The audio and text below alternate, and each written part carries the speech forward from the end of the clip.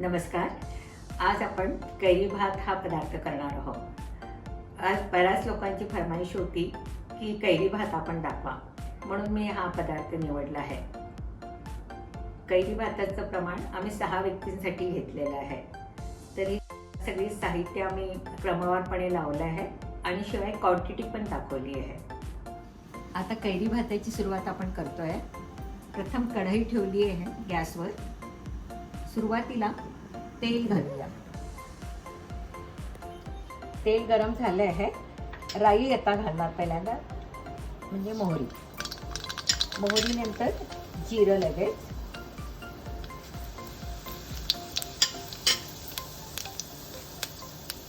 जिरं झालं की लसूण घालणार.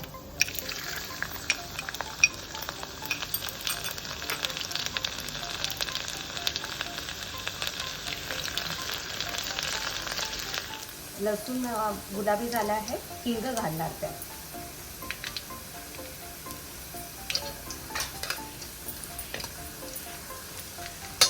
हिंग झाल्यावर डाळ चण्याची आधी भिजवलेली आहे. ती चवीला चांगली लागते म्हणून आपण डाळ घालतो.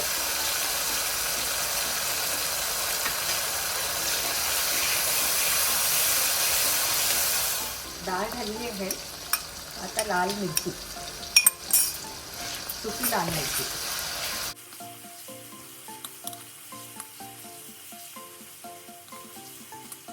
साधारण 2-3 मिनिटं फिरवल्यावर कढीपत्ता घालायचा.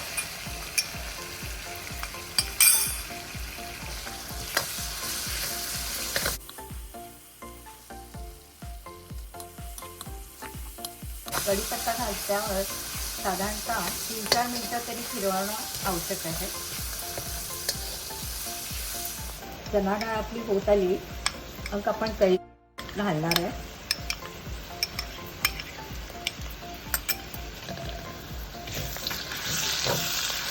कैरी ही सर्वात महत्त्वाची, म्हणजे कैरी भातच चणा आणि जरा आंबट असली की ती जास्त टेस्टी लागते.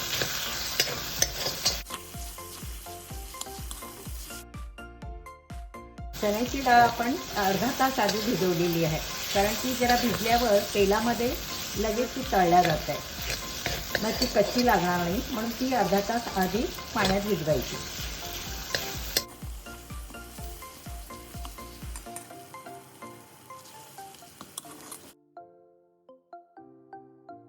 हा पदार्थ करताना कैरी वगैरे साधारणतः खाली लागते.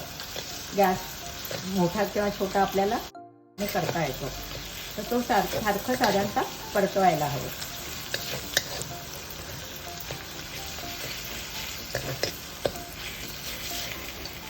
आणि हे आता होत आलंय, तर याच्यात आपण हळद, तिखट, मीठ घालणार आहोत. हळद पहिल्यांदा, नंतर तिखट आणि मीठ.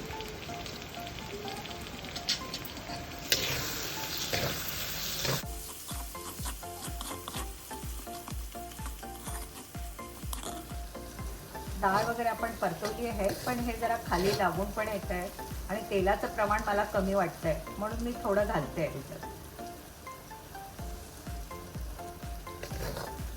आता आपण राईस घालणार, म्हणजे भात घालणार.